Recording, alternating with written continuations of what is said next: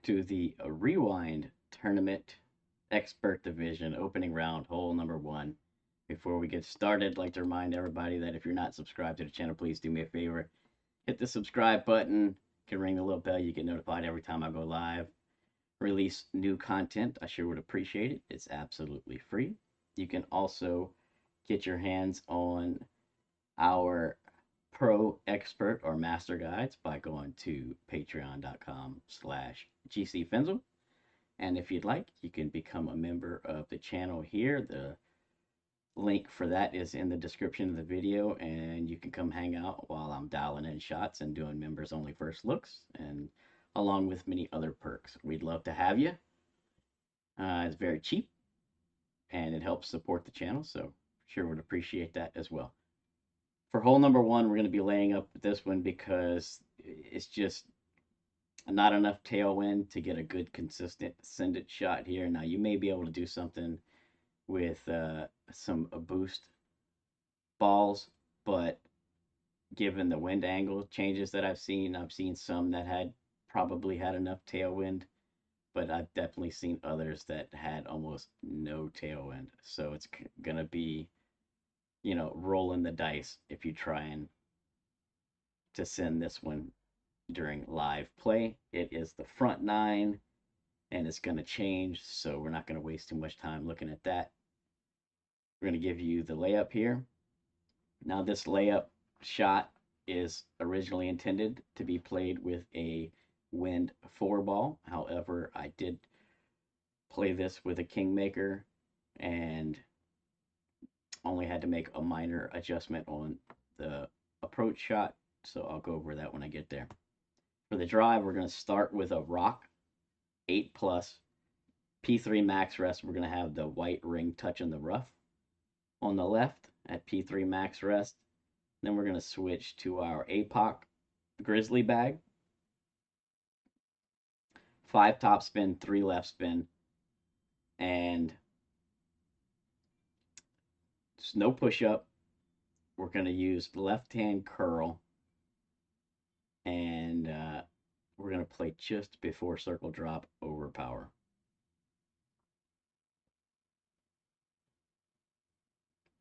So the curl I'm looking for here is right here. So I want my center line to be splitting that tip of the triangle on the top. So just slightly less than inner wall. That would be inner wall there. This is what we're looking for here. Split that with your center line. And that's the amount of curl that we're looking for. And like I said, just before circle drop overpower. We're looking for anything 364 to 368-ish here. You can play this second shot with a Grizzly 7 plus.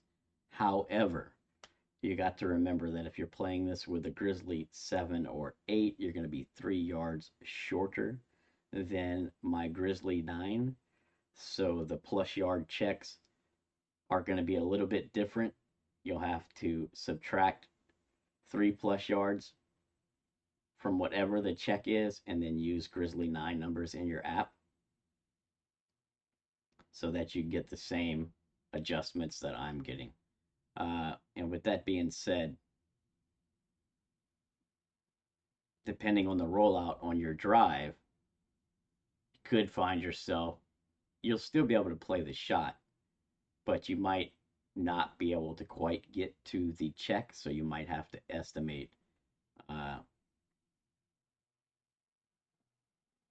your fringe green check to get your slider values if you catch a short drive and you're having a Grizzly 7 or 8 and a P3 ball. But we're playing this approach shot. The adjustment for the drive is P310 max.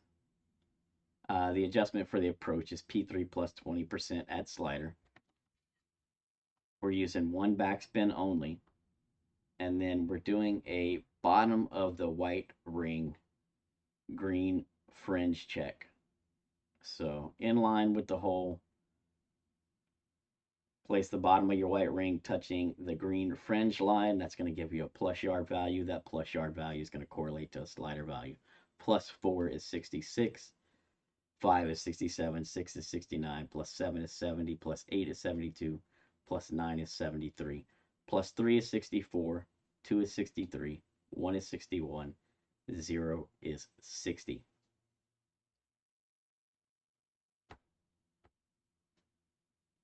So with spin added, which is one backspin only, you're going to want to have the ball guide touching the front of the cup.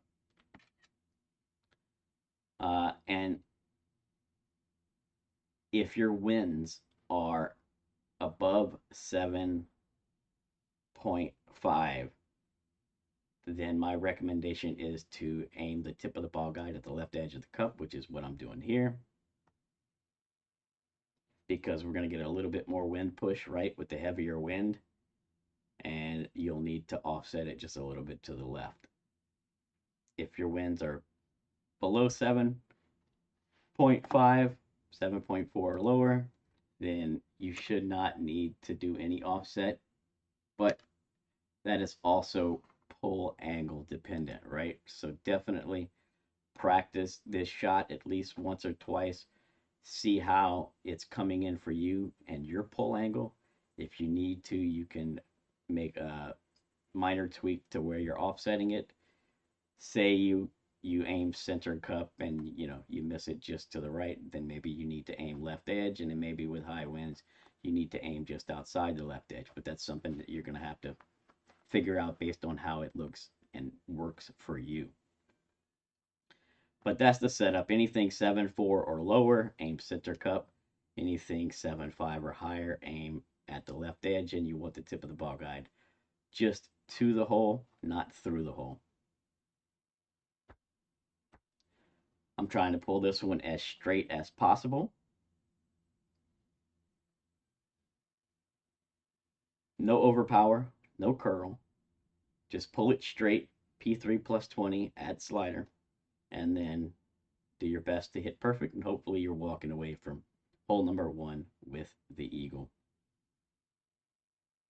Like I said, originally this shot is designed for a P3 wind 4. So that would be my recommendation if you have it. You see here I aimed kind of at the left edge and I came in left center, but that's most likely a pull angle. I was kind of rushing the shot, so it's most likely coming in to the left there because of the way I pulled it. But give it a try, see how it works for you. With a minor tweak or two, you should be good to go. And I wish you the best of luck. Hope you get the drop. We'll see you on the next one.